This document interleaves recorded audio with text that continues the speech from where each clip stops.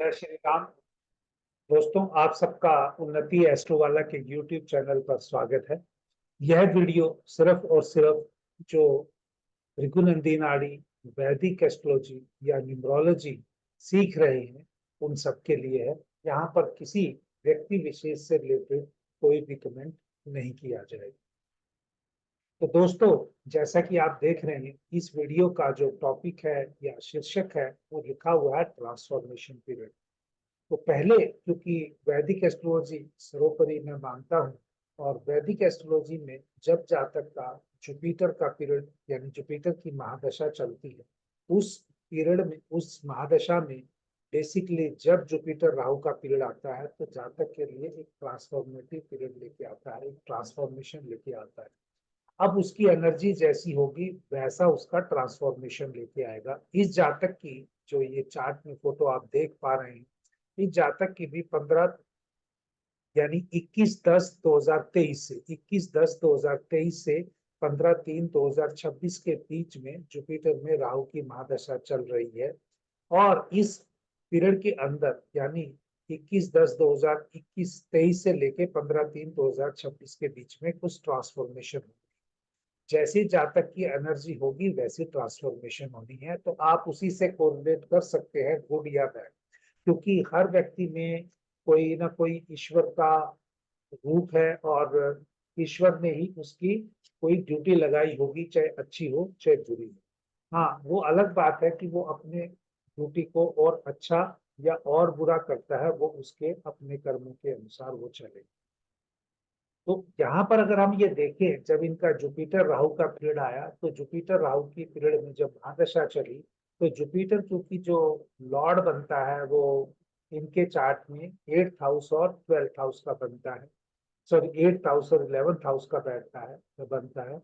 और उसमें पर्टिकुलरली जो राहु जो है वो क्योंकि कर्म भाव का भी को लॉर्ड हो जाता है, एक्वेरियस यानी कुंभ साइन का, और वो बैठा भी 11वें में है। तो कहीं ना कहीं जब जुपिटर राहु का पीरियड आया तो एक ओवरऑल गेम, हर प्रकार की सुख समृद्धि का इनको एक पीरियड एक्टिवेट करता रहा। और वो बुध के नक्षत्र में भी है, तो बुध जो है वो यहाँ पर राहु का और गुरु का एक मैसेंजर बन गया, एक मीडियम बन गया, जो उनको रिजल्ट देने वाला था। और क्योंकि जो बुध है वो गुरु के साथ जातक के चार्ट में चतुर्थ भाव में बैठा है, जो कि एक जनता के हिसाब से आप लगा सकते हैं सुख सुविधाओं का है। तो ये जातक को अवश्य ही इस पीरियड में नए घर में या नई डेवलपमेंट, नई कोई गाड़ी, नई जो सुख सुविधाएं हैं वो इस जातक के जीवन में ये बढ़ जानी चाहिए थी, या इसकी डिजायर बढ़ जानी चाहिए थी। और राहु जो 11वें भाव में बैठता है तो जातक की उन इच्छाओं को पूरा भी करता है। यहाँ पर एक ये जो चीज मैं आपको बता रहा हूँ, ये चीज हमें दिख रही है वैदिक एस्ट्रोलॉजी के हिसाब से। अब ये वैदिक एस्ट्रोलॉजी में खाली दशा और महादशा को तो हम लेते ही लेते हैं, लेकिन जब भी अगर आपको कभी देखना है तो गुरु गुरु का जो पीरियड चल रहा है तो आपको ये देखना है कि गुरु के नक्षत्र कहाँ कहाँ पड़ेंगे, क्योंकि गुरु का एक नक्षत्र अपने से मतलब तीन जो उसके पद हैं वो एक राशि में आते हैं, और यानी 3 7 11 में आएंगे। और एक एक पद जो है 4 8 12 में भी आ जाएगा। तो प्रोमिनेंटली जो इस जातक को रिजल्ट मिलने हैं गुरु की महादशा में, वो 3 7 11 के मिलने। तो 3 नंबर की राशि अगर आप देखेंगे, ये मेरी टेक्निक है और मैं अपने छात्रों को उसकी बहुत प्रैक्टिस कराता हूँ। तो यहाँ पर 3 नंबर की जो राशि है वो सेकंड हाउस में है, तो सुख संपत्ति का कह लो, या जातक के द्वारा अपने रिसोर्सिस के द्वारा जो धन अर्जित करना है वो 3 नंबर है। 7 नंबर उसका कर्म है, जहां पर भी उसने जाके ड्यूटी परफॉर्म करनी है। और 11 नंबर की जो 10वें भाव में बैठा है, क्योंकि ये राशियां मैं बता रहा हूँ और ये राशियां जो है ये उन उन भाव में बैठी हैं, तो जातक का प्रोफेशन भी एक्टिवेट हो जाएगा जुपिटर की महादशा में। और वो वहां पर उन लोगों से उसकी डीलिंग भी बढ़ जाएगी, ह्यूमंस की। एक जातक दूसरे आदमी के लिए क्या काम कर सकता है वो छठे भाव से देखते हैं, और वो जो सेवा करेगा उसका जो भी उससे धन लाभ होना है वो सेकंड हाउस से देख सकते हैं। तो 3 7 11 हुआ जुपिटर की में, ये इनको टेक्निकली ये सब चीजें दे भी रहा है। इसमें मैं कोई नया चीज नहीं बता रहा हूँ, लेकिन आपको चार्ट पढ़ने की टेक्निक दे रहा हूँ। जो लोग भी इंटेलिजेंट होंगे, जो लोग पुराने प्रैक्टिस कर रहे होंगे, वो इस चीज को पकड़ पाएंगे। लेकिन क्या होता है कि अब मेन मुद्दा आता है, जब कोई भी एस्ट्रोलॉजर कितना अच्छा है, कितना बुरा है, या कितनी उसके ऊपर भगवान की कृपा है, कितना वो सही बोल सकता है, कितना झूठ बोल सकता है, इन सब चीजों के लिए जुपिटर राहु का अगर वो जातक का पीरियड देखेंगे, तो मैं यहाँ पर ये कहूंगा कि इनका जब मैंने क्लासिफिकेशन किया, जुपिटर राहु जुपिटर में जातक के लिए एक रिलीविंग पीरियड था। जो भी उससे पहले टेंशन आ रही होगी उनको एक रिलीव है, इसी दौरान उनको बेल मिली। और यही कुछ जुपिटर राहु, जुपिटर में जुपिटर राहु जुपिटर का ही जो पीरियड जो चल रहा है, लेकिन इसमें सब जो प्रत्यंतर है वो तो जुपिटर का ही चल रहा है। लेकिन इसमें जब मार्स, क्योंकि इनकी चार्ट में आप देखेंगे मार्स और चंद्रमा यानी मंगल और चंद्रमा के बीच में नक्षत्र चेंज है, तो ये जो बीच का पीरियड है इसमें कहीं ना कहीं ये एक्सचेंज हुआ, कुछ रिलीफ देगा, कुछ स्ट्रेस देगा।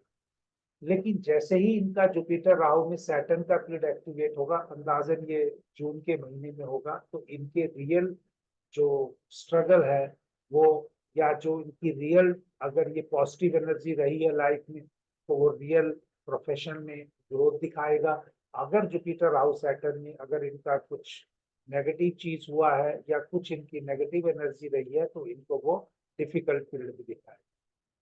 क्योंकि जुपिटर राहु का पीरियड जो अंदाजन किसी भी जातक को 29 मंथ का मिलता है, 29 मंथ में, या अपनी कह लीजिए 30 मंथ के हिसाब से कहेंगे तो 2.5 साल के करीब मिलता है।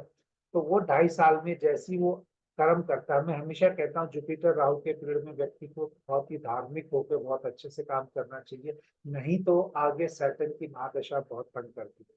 और ये सभी व्यक्तियों के लिए बोल रहा हूँ, जिस भी जातक की अगर जुपिटर का लास्ट फेज चल रहा है, आपको अभी गुडी गुडी रिजल्ट मिल भी रहे हैं, तो भी आप एक ध्यान रखिएगा, जब सैटर्न की पीरियड आएगी आपको और अच्छा करना है लाइफ में, तो जुपिटर राहु के पीरियड में आपको अपने प्रोफेशन के साथ बड़े ईमानदारी से काम करना चाहिए, ताकि अगर आपसे कोई मिस्टेक हुई भी है तो उसकी आप भरपाई या उसका जो इम्प्रोवाइजेशन है या उसको जो इम्प्रूव करने का है वो सैटर्न के पीरियड में कर सके।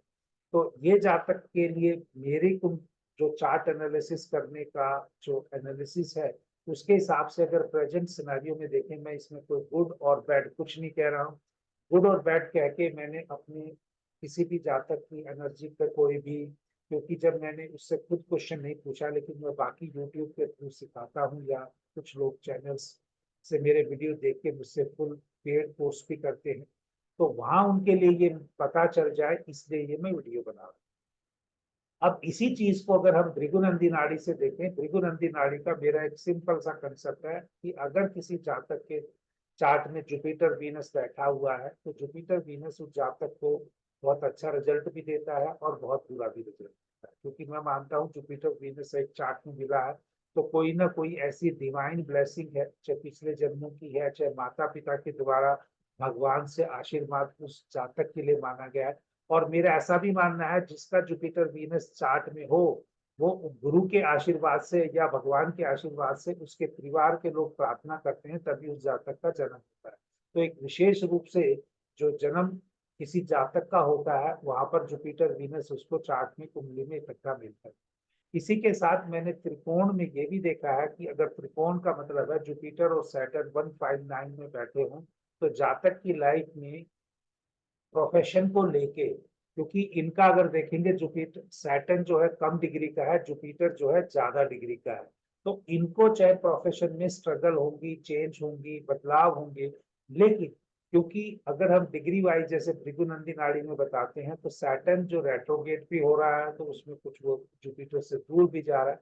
बट अल्टीमेटली जुपिटर एक ब्लेसिंग का कारक बनता है, इनको ब्लेसिंग मिलेगी, लेकिन वो ब्लेसिंग मिलने के बाद भी वो बदलाव हो जाएगा, क्योंकि फाइनल डिग्री का जो प्लेनेट है वो मून है। तो अभी तक जो मैंने आपको ये इनके चार्ट के द्वारा एनालिसिस करके बताया है, वैदिक चार्ट में तो हम खासकर जो अपना D9 चार्ट भी देखते हैं, और D9 चार्ट में अगर आप जब देखेंगे इनका जुपिटर राहु का महादशा चल रहा है, तो आपको पता चल जाएगा। क्योंकि जुपिटर राहु का जो ग्रहण के चार्ट में जुपिटर से राहु 10 में, मतलब 4th हाउस में, 1 2 3 4, तो जो भी इनकी डिजायर थी और जो भी कुछ थी वो यहाँ से आपको पता चल जाएगा। सडन है, या अचानक है या गड़े हुए धन से है, या जो भी कह लो आप इसको, पॉजिटिव और नेगेटिव, कि वो धन की इच्छा के द्वारा प्राप्त करने का जो पीरियड था, ये सारा आप इसमें कोरिलेट कर सकते हैं।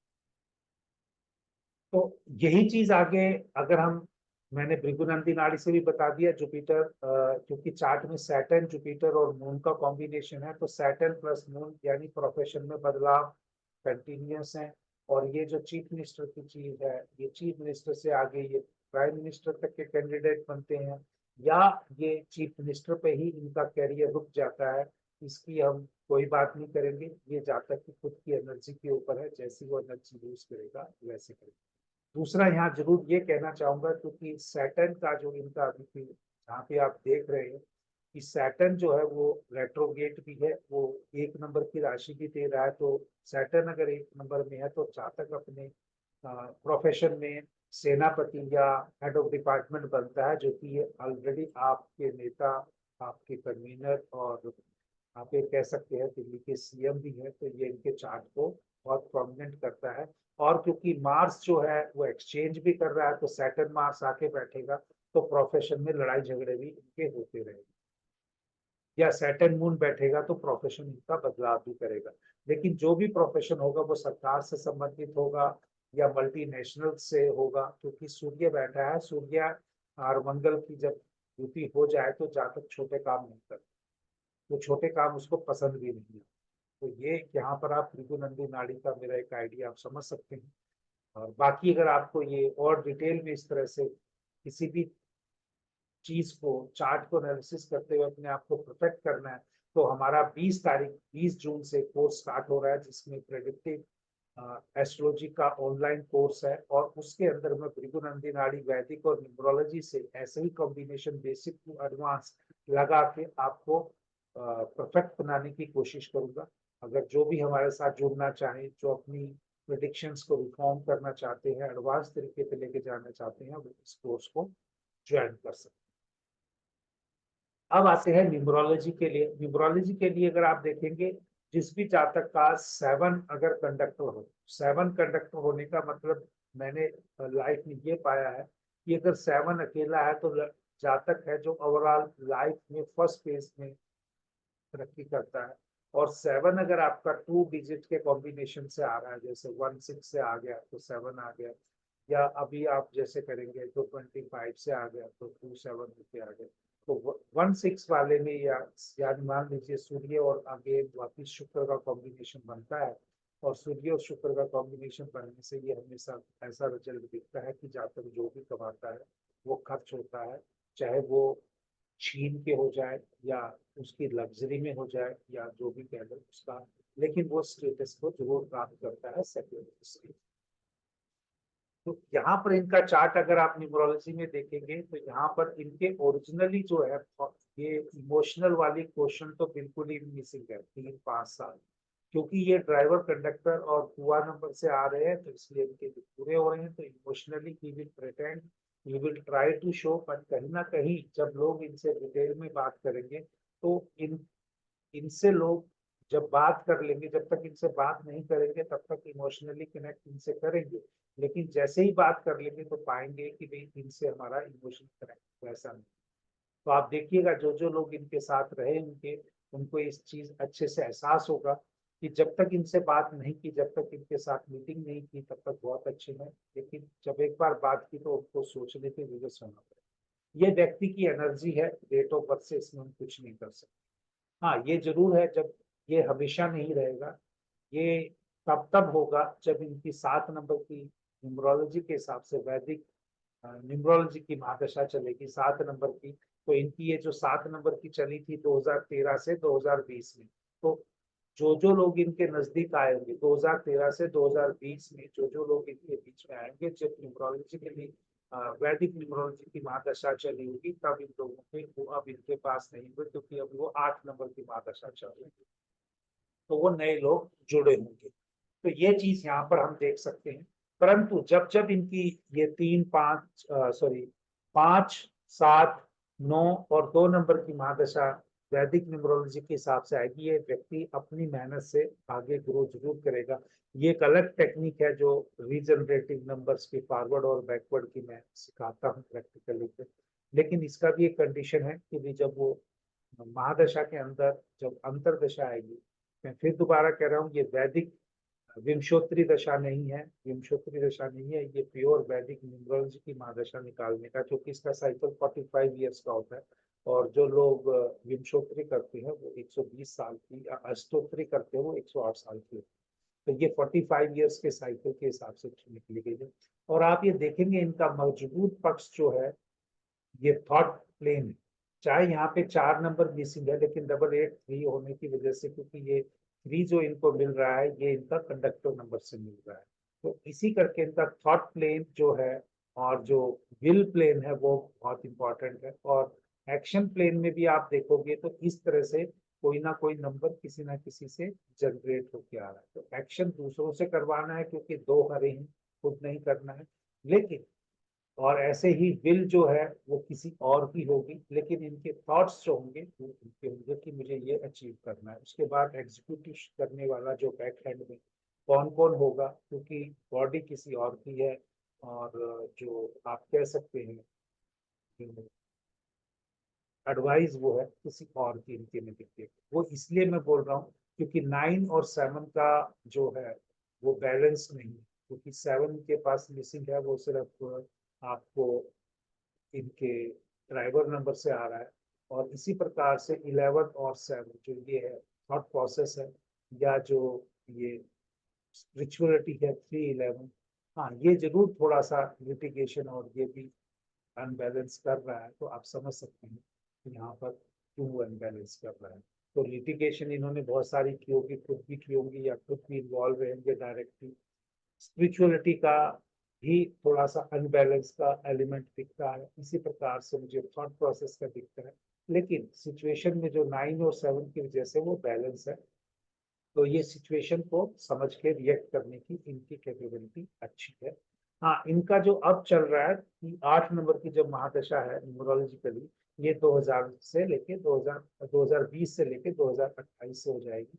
तो ये भी वही इंडिकेट कर रही है कि जब 8 नंबर की महादशा आती है तो 2028 का जो ये लास्ट पीरियड अभी जो मिडल चल रहा है, अगर आप चलेंगे तो 2020 से चला है तो 2024, तो ये जो 8 नंबर का पीरियड है सैटर्न का, यहाँ पे ट्रांसफॉर्मेशन मिडल में हो जाता है। 8 नंबर के पीरियड में मिडल में हो जाता है। तो 2020 से 8 नंबर की दशा स्टार्ट हुई तो 2024 में आ गया। अब ये कैसी इनकी एनर्जी है उसके ऊपर फिर कभी किसी और वीडियो में बात करेंगे, क्योंकि वीडियो बहुत लंबा हो जाएगा। तो दोस्तों, मैंने आपको लर्निंग पर्पज के हिसाब से भृगुनंदी नाड़ी वैदिक और न्यूमरोलॉजी के हिसाब से बताया कि आने वाले जो 6-7 महीने it's going to be very important transformation है इनके लिए। वो ट्रांसफॉर्मेशन गुड फेज का है या बैड फेज का है, ये समय बताएगा। हमें किसी भी जातक के लिए एडवांस में अच्छी या बुरी प्रिडिक्शन नहीं करनी चाहिए, हमें सिर्फ सीखना चाहिए। और वो जातक जब हमसे मिले तो उसे पर्सनल बताना चाहिए कि भैया ये फेज तुम्हारा अच्छा होने की बात हो सकती है या बुरा होने की बात हो सकती है, क्योंकि वो जातक हमें बताएगा कि भाई हाँ, ये मेरी एनर्जी इस तरह से। तो जय श्री राम दोस्तों, उन्नति एस्ट्रो वाला की तरफ से। अगर आपको ये वीडियो पसंद आए तो चैनल को लाइक करें, वीडियो को सब्सक्राइब करें, अपने दोस्तों को भी मोटिवेट करें इस चैनल को ग्रो करने में, वो आगे इसको फॉरवर्ड करें। एक बार फिर जय श्री राम।